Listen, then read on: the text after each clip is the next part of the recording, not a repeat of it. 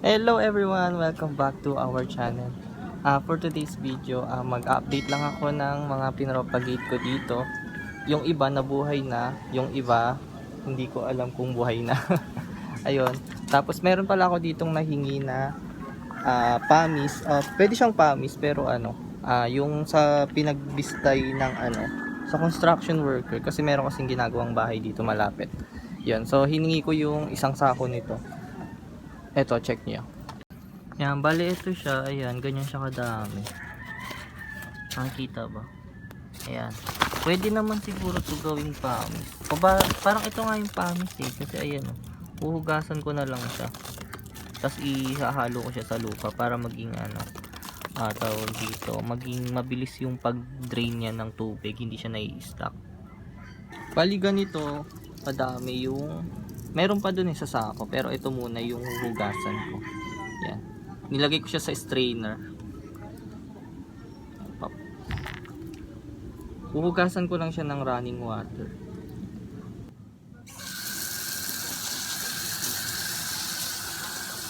Yan, ang dami niyang buhangin, no? Yan, kaya kailangan hugasan mo na siya.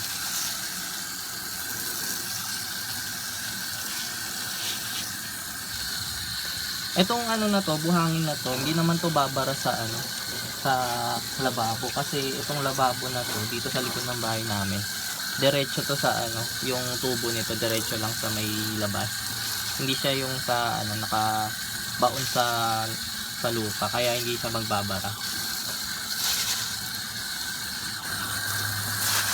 Yan, wala na siyang buhangin, puro bato na lang kung matira.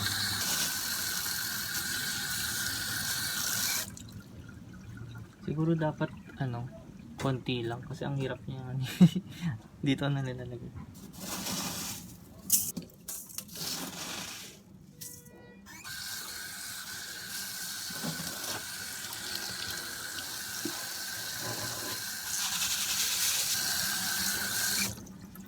Ayan, pag ganito na siya, wala na siyang buhangin, pwede na ito ihalo sa lupa.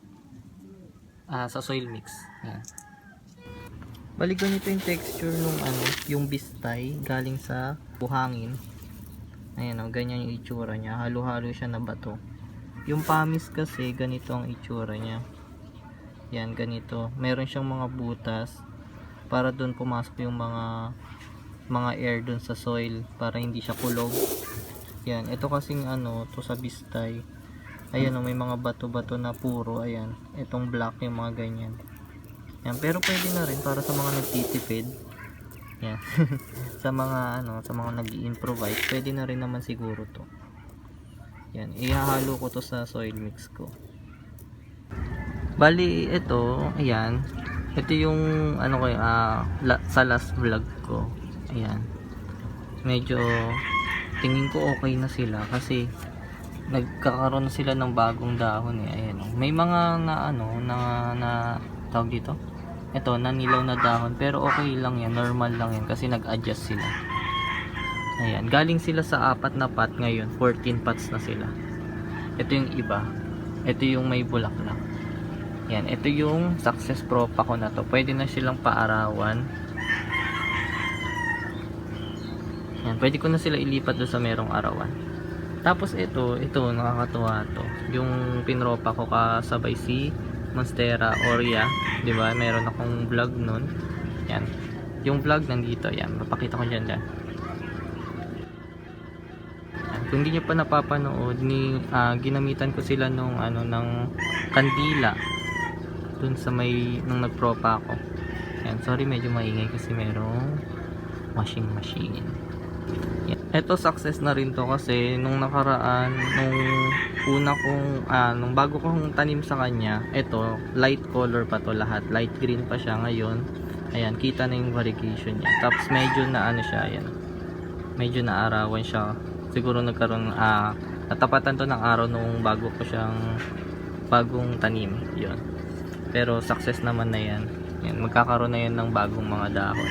Ililipat ko na rin to sa sa pwesto niya. Ito, yung next natin si Monstera Aurea. Yan, nung pinropagate ko to, medyo nakasara pa to. Yan. Sana nga hindi mag-revert pero tingin ko hindi kasi ayan na mayroon na siyang variegation dito. Ito, maganda variegation nito. Na ewan ko, nalusaw siya or na tamaan ng araw. Pero nasa malilim naman siya. Pero okay lang kasi buhay naman na siya. Ayan. Yan, success na rin yan yung propagation ko na yan. Yan, sa kasabayan niya ng tawag dito. Kasabayan niya ni Syngonium aurea. Yung pinagkatan kasi niyan, ang nilagay ko kandila dun sa pinagkatan. Paulit-ulit. Sorry. Tapos basta buhay na yan.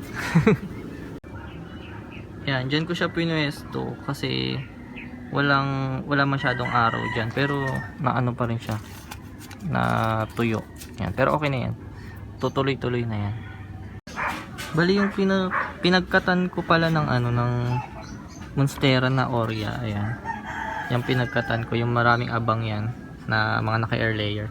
Ayan, ito nilagyan ko siya ng kandila para hindi siya mabulo. Ay mabilis siyang matuyo. Yan.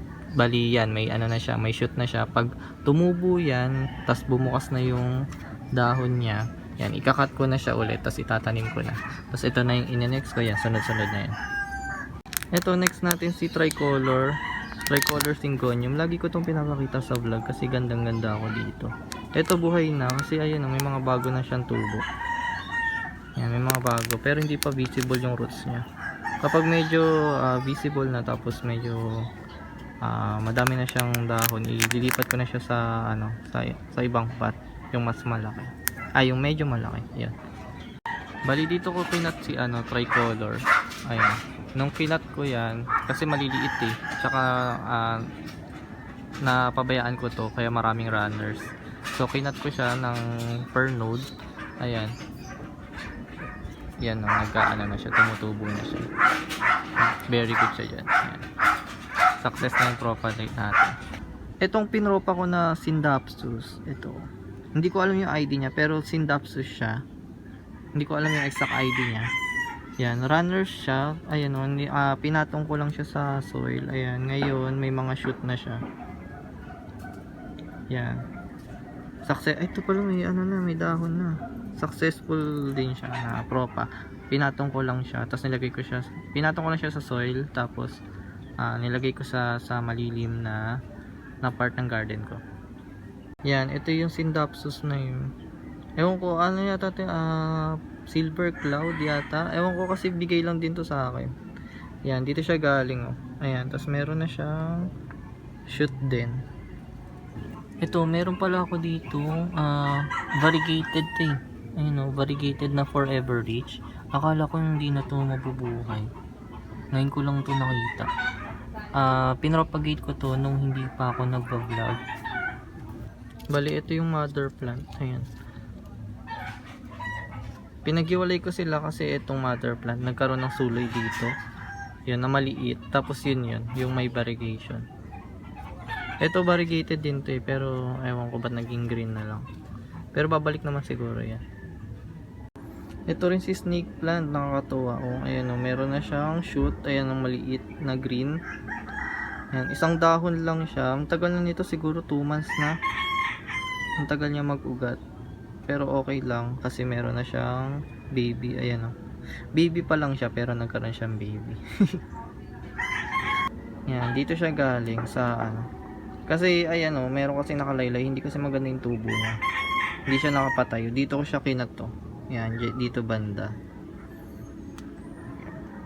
Yan siya yung meron lang ako na snake plant, dalawa. Ito tsaka yung moonshine.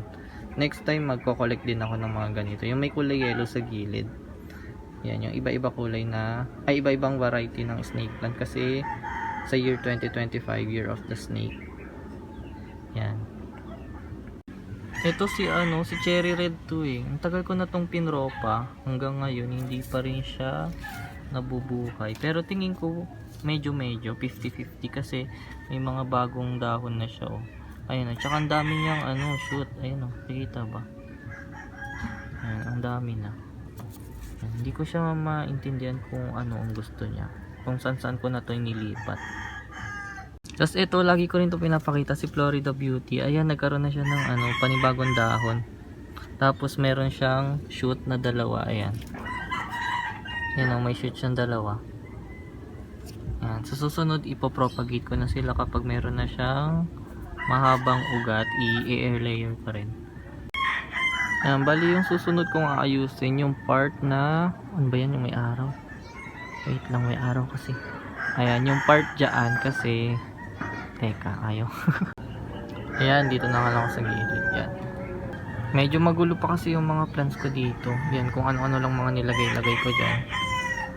Kasi dito kasi hindi ko alam kung anong plant yung ilalagay ko. Kasi yung iba kong plant mabilis siya masunog. Kasi yung net niya dito, yan, yung net niya dyan hindi masyadong makapal. Di tulad yung banda dito.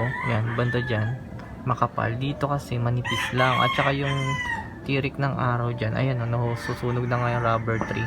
Yan, ang mga nilalagay ko na plant dyan ay yung mga yung mga hindi masiselan, tsaka yung pwede siya sa direct sun. Yan, yung mga green lang. Kasi yung mga bandang dito kasi, ayan, siya, mabilis siya masunog kasi yung mga variegated kasi. So yun lang, sana nag-enjoy kayo sa panonood ng aking vlog. Ako nag-enjoy kasi yung mga propagation ko nabuhay. Yung iba hindi ko pa alam kung buhay, pero sure naman na mabubuhay sana. Yun. Tapos yung itong ginawa kong alternative para sa pamis, next time ko na siya sa next vlog ko na siya gagamitin kasi medyo pahapon na medyo madilim na. Yun. Mag-aayos pa ako dito sa ang dami ko pang ipopropagation kasi propagation is life.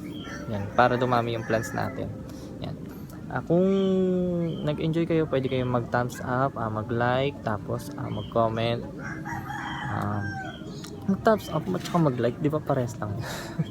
Tapos mag-subscribe na rin kayo dito kasi 92 na ako, 92 subscribers na ako, malapit na ako malapit na ako 100 yan. Milestones yun, milestones. Tapos kasi first time ko magpo 100 subscribers. Yun lang. Sana nag-enjoy kayo. Yung propagation natin soon, malay nyo mamigay din ako ng plants. Dami ko pa ditong mga water propa, yung mga naka air layer, yung mga ipopropa na ready na, yung mga ikakat na yan. So yun lang, see you on our next vlog. Thank you very much, goodbye.